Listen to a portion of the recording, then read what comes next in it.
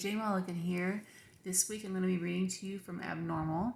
It is my first traditionally published novel, published through a small pub called Rhett Askew Publishing. It has a sequel coming out hopefully this winter. COVID has kind of thrown a wrench into all the things, so the delay has been a little frustrating, but understandable. So without further ado, I'm going to read for you from Chapter 1 of Abnormal.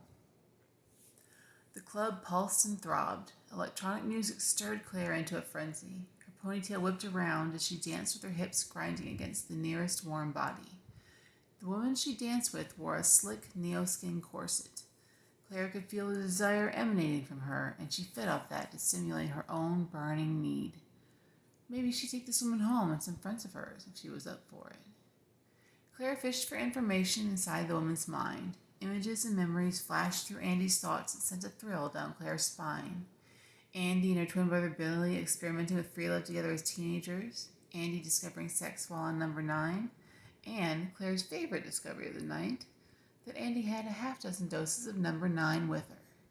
Good. I could stand to roll off some steam after the week I had. Her stalker was good. Too good. For almost a week, Claire found paper notes wherever she went, each note more descriptive than the last. Her stalker was into some depraved shit. From the suggestive pictures painted in his scrawling scribbles, he enjoyed the abuse that he doled out on his victims. Knives, fists, fire. Her skin crawled and bile rose in her throat. This person knew things about her that no one should know. Her ID code, how many bank credits she had. Her norm ID was a fake. That last one could get her killed, or worse, sent to a camp. I won't last very long in a camp. I need to get the hell out of heaven's light. She shook her head and pulled Andy closer. It's just a dumb prank. No one's seriously that twisted. Someone's fucking with me. And if I ignore them, they'll get bored and leave me alone. Claire laughed out loud. Yeah, they'll back off any day now. Another set of hips joined the dance without warning, and Claire froze. Where did this guy come from? She slid out of Andy's head and into the thoughts of the man behind her.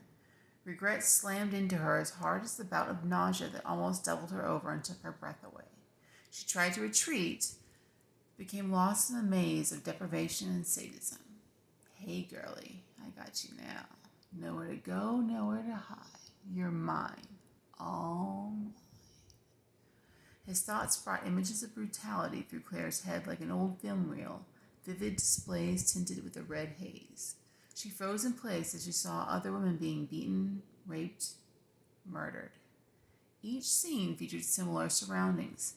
Dark, windowless concrete walls stained with large, reddish-brown splotches, bare concrete floors with larger pools of the same ruddy color, and, in the center of it all, a metal-framed cot with rusty chains that hung on each end. Claire felt a sense of comfort in the man's mind as he thought of his home away from home. That sick bastard recognized her. She didn't recognize the mind, though, especially not with the high-grade cyblock that hid his approach. Where could he know me from? Against her better judgment, she dug deeper into the stranger's thoughts to identify him. After what felt like an eternity of watching hell come to life, Claire's inner eye saw a mirror flash by. A mere glimpse, but it was enough.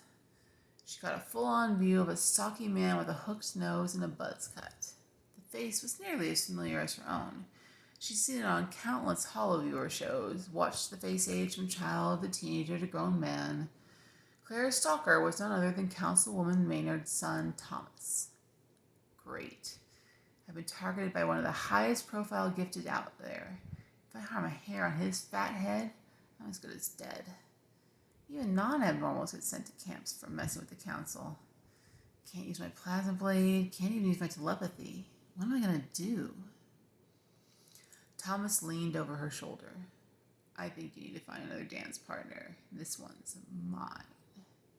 Andy shrugged and spun away into the crowd. No, don't leave. She tried to reach into Andy's mind to pull her back, but strong fingers digging into her arms distracted her and broke her concentration and the connection. Thomas used his grip to turn her to face him and pull her even closer. One hand moved down and cupped her ass with enough force to leave a bruise. The other buried itself in her ponytail and held tight. He pulled so hard she cried out. and that's where I'm leaving it. I have found, after last week's experiment with Whispers of Death, that this 5-minute time frame is about all I've got to be able to record and upload before work. And the uploading takes hours, so I'm going to let that go, and that way you can see it later today, okay? This has been AJ Mullican reading not Whispers of Death, Abnormal. And I will be uploading this later today to my website, my Facebook page, YouTube, all the places so that you can get a good listen and get a good taste.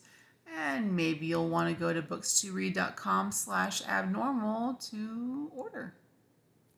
Bye now.